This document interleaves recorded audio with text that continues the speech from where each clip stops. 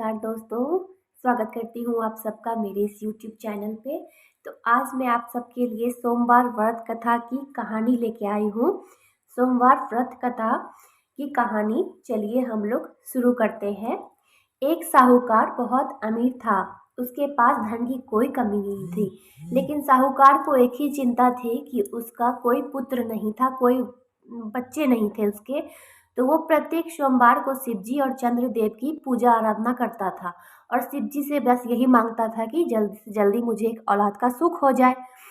तो ऐसे ही पूजा करता रहा। तो एक दिन माता पार्वती उस रास्ते से जा रही थी, तो वो बोली शिवजी से कि शिवजी, क्यों ना इसकी मनोकामना हम पूरी कर दें। तो शिवजी बोले ठीक है, मनोकामना तो पूरी कर दूंगा, लेकिन इसका पुत्र सिर्फ 12 वर्ष तक ही जीवित रहेगा। ये सब बातें साहूकार सुन रहा था। उसको ना ही ये सब बात सुन के खुशी हुई और ना ही वो दुख प्रकट किया, और वो दिन की तरह पूजा पाठ करता रहा। एक दिन जब साहूकार की पत्नी गर्भवती होकर 10वें महीने में एक सुंदर सा पुत्र को वो जन्म देती है एक दिन, और वो पुत्र बहुत ही सुंदर व विद्वान रहता है। जब पुत्र 11 वर्ष का होता है तो उसकी माता कहती है कि इसकी अब शादी करवा देते हैं। तो साहूकार बोला नहीं, इसको काशी जी पढ़ने के लिए भेजेंगे। तो वो अपने साले को बुलाता है और उसको बहुत सारा धन देकर बोलता है कि इसको काशी जी पढ़ने के लिए ले जाओ, और रास्ते में जहाँ जहाँ रुकना वहाँ ध्यान जप तप करवाते जाना, ब्राह्मणों को भोजन कराते जाना, दान देते जाना। वैसे करते करते साहूकार और का बेटा और साहूकार का साला एक दिन एक नगर में पहुंचा जहाँ की राजकुमारी का शादी था। तो राजकुमारी का शादी जिससे हो रहा था, वो राजकुमार जो था वो एक आंख से काना था। तो राजकुमार का पिता जब ये साहूकार के पुत्र को देखता है तो बोलता है कि तुम मेरे बेटे की जगह इस लड़की से शादी कर लो, मैं तुम्हें बहुत धन दूंगा।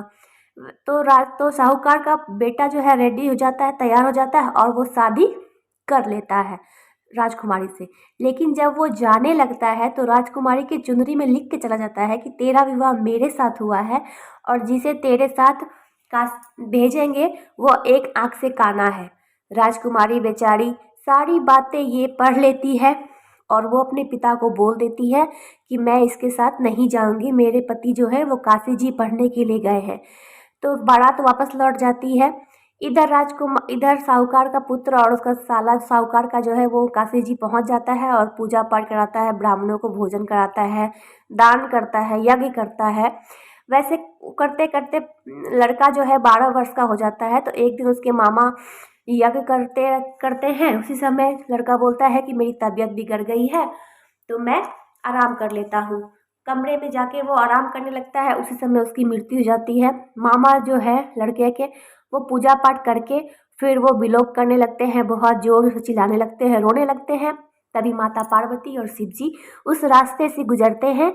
तो वो देखते हैं कि वही लड़का मृत पड़ा है जिसको उन्होंने जीवन दान दिया था, ये 12 वर्ष की आयु का जो जीवन दान दिया था। माता पार्वती के बहुत आग्रह करने के बाद वो शिव जी उसको पुनः जीवित कर देते हैं। लड़का फिर अपने नगर वापस लौटने लगता है, तब उसी नगर पहुंचता है जहां उसकी शादी हुई थी। तो राजकुमारी के पिता जो है, जो जिससे शादी हुई थी उसकी लड़के की, तो वो पहचान लेते हैं। वो उसको अपने महल में ले जाकर बहुत स्वागत सत्कार करते हैं और अपनी पुत्री को जो है उसके साथ विदा करते हैं। इधर साहूकार और साहूकार की पत्नी बैठी हुई रहती है छत छत पे कि अगर बेटा जीवित आ जाएगा तो वापस आ जाएंगे, नहीं तो इस छत से कूदकर अपनी जान दे देंगे। जब साहूकार का साला आता है और अपने जीजा जी को बताता है कि आपका पुत्र जीवित है, तो बहुत खुशी होते हैं साहूकार और साहूकार की बीवी, और दोनों प्रेम पूर्वक नीचे आते हैं और अपने बेटे बहू को गले से लगा लेते हैं, और वो लोग बहुत खुशी खुशी अपना जीवन बिताने लगते हैं। इसी प्रकार 16 सोमवार का व्रत जो भी व्यक्ति सुनता है या पढ़ता है, उसके सारी मनोकामनाएं पूरी होती है। इस लोक में बहुत सुख सुविधाएं भोग कर अंत में उसे शिवलोक की प्राप्ति होती है। तो माताओं बहनों, बहुत बहुत धन्यवाद आप सबका ये कथा सुनने के लिए। भगवान भोलेनाथ आप सबकी भी मनोकामना पूरी करें। आप इस कथा को पूरा सुने, बहुत ही सुंदर कथा है, और शेयर करें, लाइक करें, और मेरे चैनल को सब्सक्राइब करके जाए ताकि मैं इतनी सुंदर सुंदर कथा आप लोग के लिए लेती आऊँ। भगवान शिव शंकर भोलेनाथ सबकी मनोकामनाएं पूरे करें। ओम नमः शिवाय। मैया पार्वती, शिव शंकर गौरी, ओम नमः शिवाय।